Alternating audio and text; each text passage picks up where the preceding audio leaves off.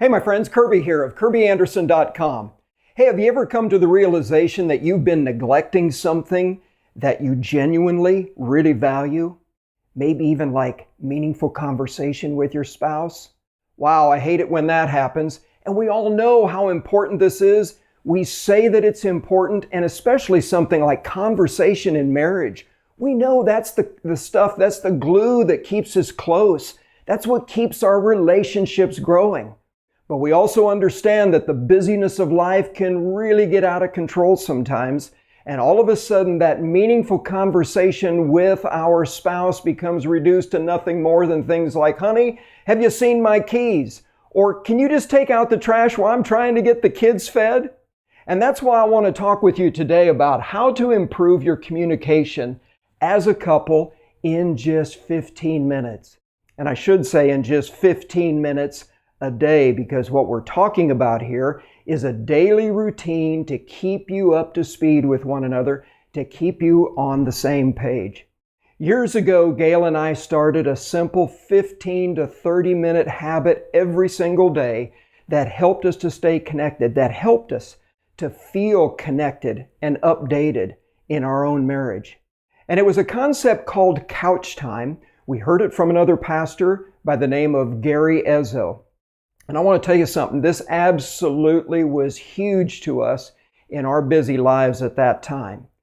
We were very young parents. We had 5 kids under the age of 7. Hello. Yes, we were busy. And if you're parents today and have kids at home, you know how easy it is to get distracted and stay distracted most of the time. And so what this couch time became for us was this life-giving oasis at the end of every day when I came home, and it gave us a chance just to reconnect. Now, the concept of couch time is actually pretty simple. It's just setting aside 15 to 30 minutes a day at the end of the workday. Whenever you come back home, you're getting together again, and you're setting this aside for some undistracted conversation. Now, that may sound super simple, and it is to understand, but it's not necessarily easy to do. I want to tell you something. If this is going to happen and happen regularly, you are going to have to be on it. You're going to have to be intentional. You're going to have to work at this, and it's going to be worth it. So let me just give you a few tips so that you can help to establish this daily routine in your marriage starting today. Number 1 is make the commitment together. You can't do this one-sided. You're both going to have to make a decision that we are going to commit to keeping this a priority. And so you're going to have to take a few minutes and sit down and talk again about the why. Why are we doing this? Why are we going to carve out this time? Why are we going to put this in our calendar? Why are we going to work hard at this?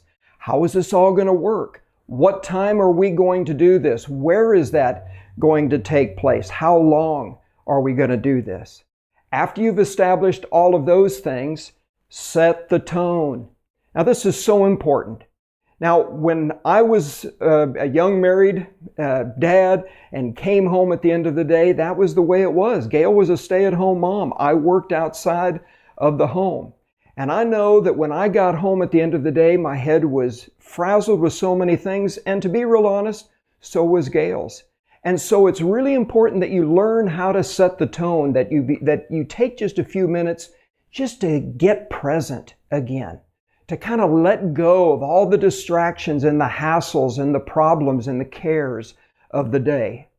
We would just greet one another with a kiss. And in our home, it wasn't too long once the word got out that Dad was home that I was barraged by all these kids. And everybody wanted to tell me what they had been doing that day. And it kind of side swipes the day here a little bit that, man, you got to get control of that because they're all talking on top of one another. And I just quick had to listen to their highlights and then reassure them, guys, this sounds awesome. I can't wait to hear all about all of these things. And we're going to do that at dinner. But for right now, Mom and I need a little bit of time. And so I would take just a few moments just to decompress, hang up my coat, maybe go change my clothes, get comfortable. And that brings us to number 3. Set up your distraction-free zone. What I'm talking about here is you're going to have to make this couch time sacred. You're going to have to protect it. You're going to have to protect it from distractions. And there's two main distractions for young married couples, and that is kids and phones today. And you're going to have to put both of those things on hold. So, as I said before, when you come home at the end of the day, generally the kids are all around. They all want your attention, and you're going to have to train your kids to respect this time of yours. That this is important for mom and dad to hang out with one another. They're going to have their time at dinner and after dinner. So set them up after you've kind of hugged them, kissed their heads, set them up in a play area, set up a video, but let them know that you are not to be interrupted here for these next few moments until you call them in for dinner. And you're not supposed to fuss with one another. We want you to get along. We want you to take care of one another. And unless somebody is bleeding or the house is on fire, we don't want to be interrupted. So important. Then you and your spouse put down your phones and you start your couch time. And that doesn't necessarily mean that you have to go to the couch. Couch is just a metaphor here. It's really the time spent together that's sacred, not necessarily the couch. In fact, you might be like Gail and I. Most of our couch time happened in the kitchen while we were getting ready for dinner. And if I was a good boy, I would actually be helping her while we're having our couch time conversation. Number 4, talk while giving individual, undivided attention. So good. Part of staying together and staying connected means you just got to stay up to date with what's happening in your individual lives, updating each other on the day's events, and even more important, what your feelings are about those things. I know, guys, there's that word again, feelings, but listen, you've probably learned already by now that your wife really has to process her feelings by talking. And she wants you to do the same thing. And that doesn't mean that you have to learn to do this with everybody else, but you need to do it together as a couple. Because if you don't, all of a sudden you're just going to end up in that stereotypical kind of conversation where the wife will say to the husband, "Hey, honey, how was your day?" "Okay." "Anything special happened today?" "No, not really." "Did you have that meeting that you were telling me about?" "Yeah." "Well, how'd that go?" "That was all right." "Anything else you want to tell me about?" "No, not really." Fail. That is not going to work. That is not the way that you're going to stay connected. That is not the way you're going to keep your relationship growing together. And Gail and I would actually be so intentional about this, and our days were filled like your days are filled with all kinds of things. And some days we would come to our couch time fully intending to give them an update on the day, but we couldn't remember many of the things that we had thought of along the day. So we started training ourselves to keep little lists throughout the day. And even though we might talk to one another and text with one another, we still kept that list of things that we knew that the other person would really enjoy knowing about.